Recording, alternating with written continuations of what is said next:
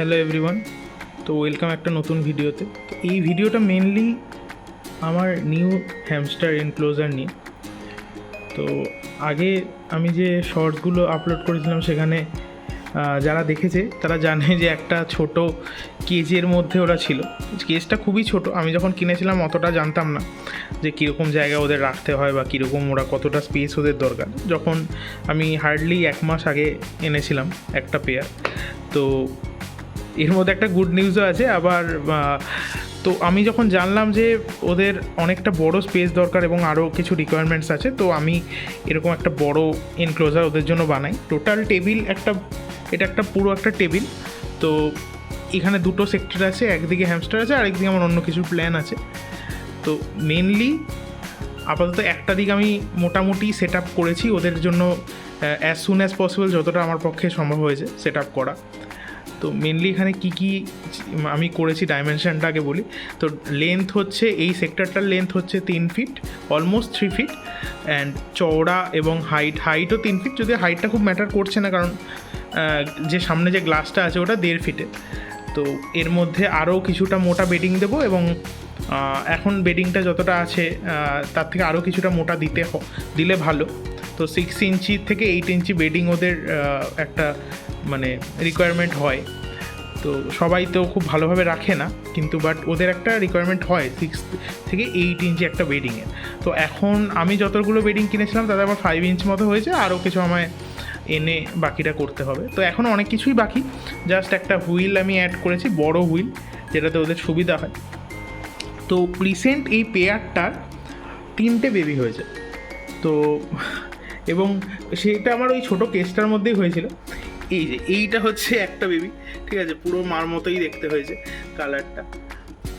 আর এইখানে আমি এই কেসটাতে আমি এই এনক্লোজারে আরও আমি জিনিসপত্র অনেক কিছু অ্যাড করার আছে। একটা বেস অ্যাড করতে হবে, ওদের জন্য কিছু টয় বানাতে হবে। তো আমি পুরোটাই ডিআইওয়াই করার প্ল্যান করছি মোটা কার্ডবোর্ড দিয়ে। তো সেটা করতেও ভালো লাগবে, প্লাস কস্ট এফেক্টিভ অনেকটা। তো এইখানে 3টে বেবি আছে, এই একটা বেবি, এটা হচ্ছে মা।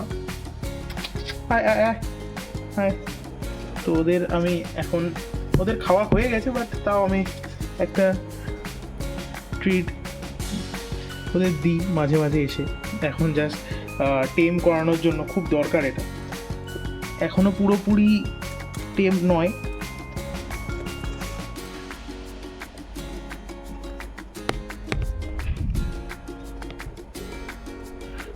তো আর এইখানে আমি আরেকটা দেখাই, এখানে ছোট একটা হাইড আউট দিয়েছি ওদের। তো এইখানে মেবি হুইলের পেছনে, হ্যাঁ ওই যে হুইলের পেছনে এটা হচ্ছে মেল। তো সরি ডিস্টার্ব করলাম রাতে, জাস্ট দেখানোর জন্য। ওইটা আমি পরে সেট করে দেবো। তো এবং আরও একটা বেবি আছে। তো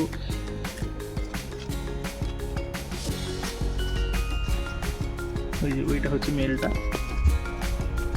সব কটা মোটামুটি এরা টেম। তো আরও কিছুটা আমি চেষ্টা করছি করার, পুরোপুরি তো কোনো দিনই থাকে না, যত ওদের সাথে ইন্টারাকশান বাড়বে তত। আর যেহেতু ওরা একটা ছোট জায়গায় ছিল, খুবই ছোট জায়গায় একটা ছিল, তো সেখান থেকে নতুন জায়গায় অ্যাডপ্ট করতে কিছুটা টাইম লাগে। ছোটো জায়গায় ওরা খুব স্ট্রেসে থাকে, বিভিন্ন স্ট্রেস বিহেভিয়ার দেখা যায় ওদের মধ্যে, কিন্তু এখানে এসে ওরা খুবই ভালো রয়েছে এবং 5 জন মিলেই রয়েছে। তো মোটামুটি রাত্রিবেলা আমি এসেই লাইটটা জ্বালাই, সারাদিন অন্ধকারই থাকে। তো ওরা দিনের বেলা এমনিও বেরোয় না। তো এরা হচ্ছে অ্যাকচুয়ালি রাশিয়ান ক্যাম্বেল ডোয়ার্ফ। তো এদের মোটামুটি একটা 3 ফিট মতো এরিয়ার রিকোয়ারমেন্ট হয়। এবার যদি কলোনি হয়ে যায়, বাকিরা যদি একসাথে থাকতে পারে, আমার এখানে যেমন 5টাই খুব ভালো থাকে, তো সেরকম যদি হয় তাহলে কোনো প্রবলেম নেই, তো ওদেরকে একসাথে রাখা যায়। আর যদি কলোনি না হয় দেন ওদেরকে আলাদা রাখাই ভালো। আমারগুলো খুবই অ্যাক্টিভ।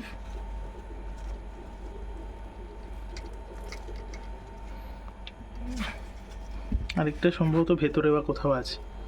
আচ্ছা, তো এই হচ্ছে আপাতত সেট আপ। তো এরপর আমার আরও কিছু করার প্ল্যান আছে, যেগুলো আর কি মানে ওদের ছোট ছোট টয় বানানো বা ওদের জন্য কিছু বেস প্ল্যাটফর্ম বানানো, যার ওপর জিনিস হুইল বা এগুলো আমি এখন ডাইরেক্ট বেডিংয়ের ওপর একটা কার্ডবোর্ড দিয়ে রেখেছি। বাট ওদের হাইড আউটগুলো ভালো করে করতে হবে, কিছু ওদের মাটির নিচে কিছু চেম্বার লাগে যাতে ওরা মাটি খুঁড়ে সেইখানে থাকতে পারে।